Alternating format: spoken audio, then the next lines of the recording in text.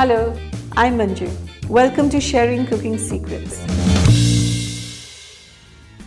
Today I'm going to do the final part of the mango cake.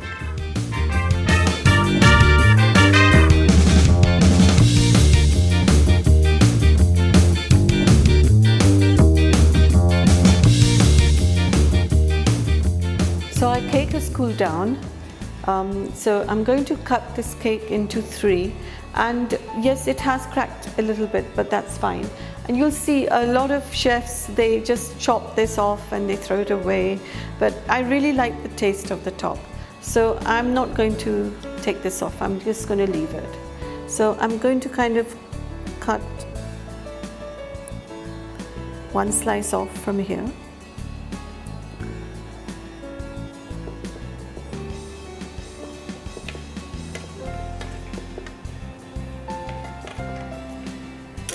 I will just remove this. And now I'm just going to cut this into half. Cake is really soft. I can see the saffron bits and the color is really beautiful. So just let's remove this. Now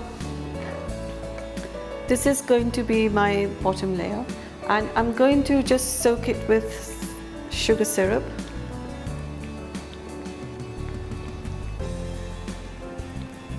Don't put too much. I'll concentrate more on the edges. And I have my whipped cream here ready in my icing bag, and I find it very easy using an icing bag. So starting from the middle, I'm just going to pipe. I have no nozzle in this. I've just cut a small hole and I'm just going to pipe this out.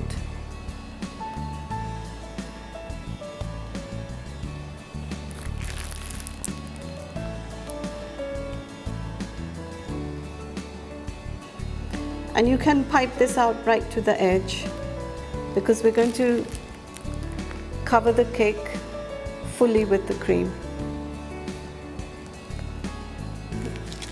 And I have my chopped mangoes here, so I'm just going to sprinkle this over, spread it out, and I'm going to place the next layer on top.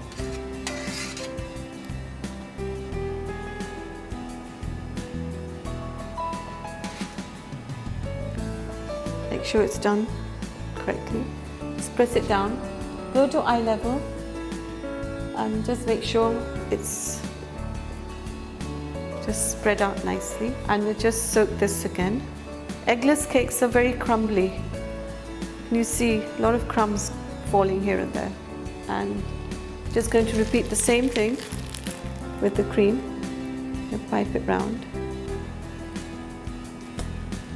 and I'll just finish this off. Okay. And we'll just again fill this up with our chopped mango.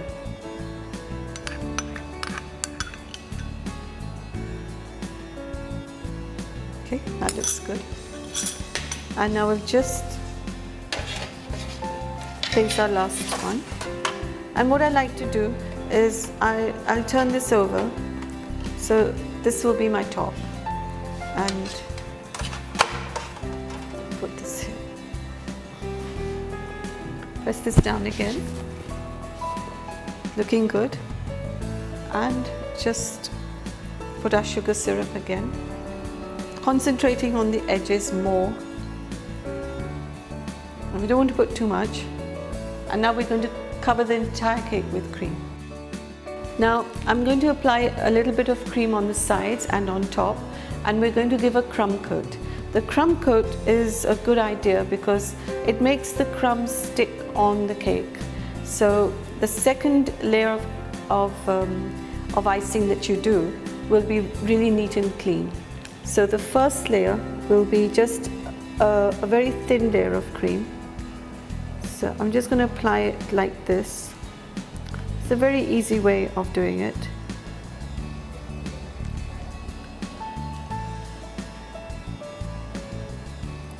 and we just put a little bit of cream on the top.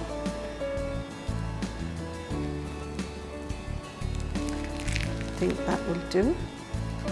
And I have my palette knife. Now a bent palette knife is really useful, makes your life easy. Now I'm just going to apply all this cream all over my cake. Now we're not looking at neatness here. We just want to cover it, cover everything, and just have a thin crumb coat, that's all. And we're going to cover the top now.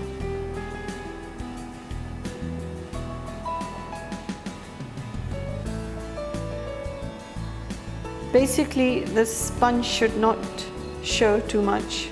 It should have a nice thin covering of the cream. Now we're going to put this in the fridge for about half an hour, so the cream gets really nicely stuck to the cake, and our second icing will be much easier. Now I'm going to do the final icing. Again, I like to do it like this,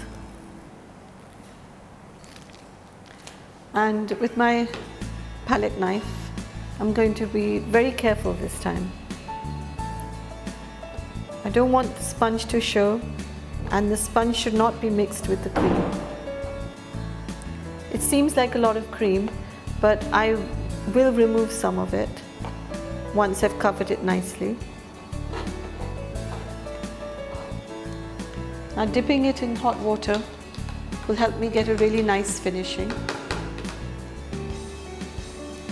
And you can't do this in one shot. You have to at least go over the cake 2 or 3 times. 3 times definitely. So now I'm just going to cover the top.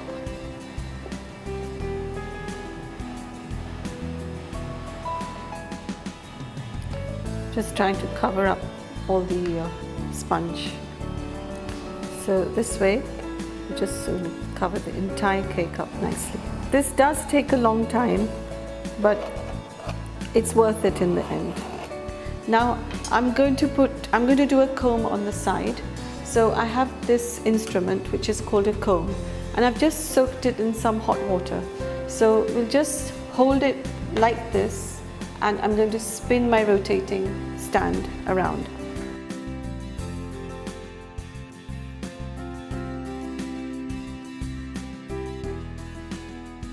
Like this. So a little bit of the cream does come out, so that's good. And now we're just going to finish off the top part.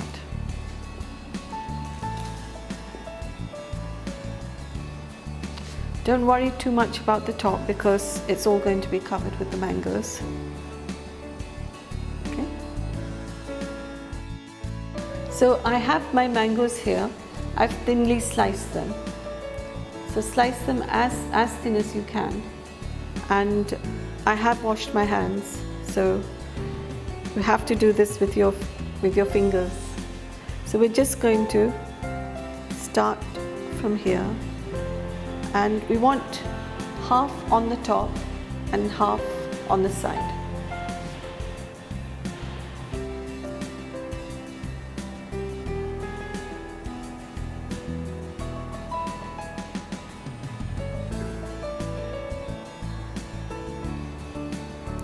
Now we'll just do the top part.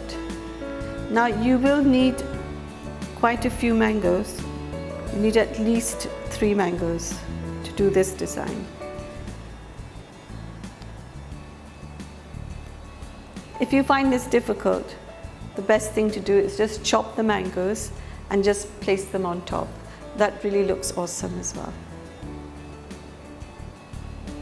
And I'll show you how to make a mango rose. So for the mango roses, you need to slice the mangoes very finely, and take one and just roll it around as tightly as you can, because this will be the inner part of the rose. Then take another slice and just cover it up, and take another slice and do the same thing on the other side. Now the more layers you apply, the bigger your rose will become. So you need to slice the mangoes really thin. Otherwise, when you bend the slice, if it's too thick, it's going to break. So I'm just going to give another layer. Just finish this off.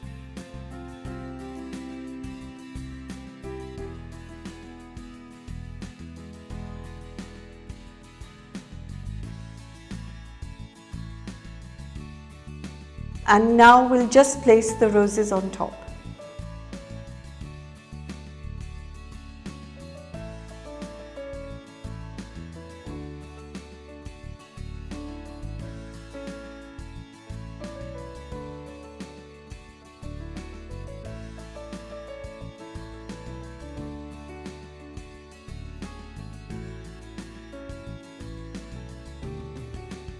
You can just keep the side like this and you can do a little piping.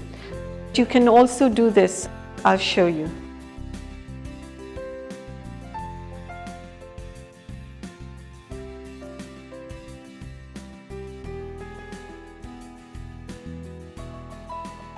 So I have some fruit gel here, and fruit gel is easily available. And this prevents the fruit from oxidizing.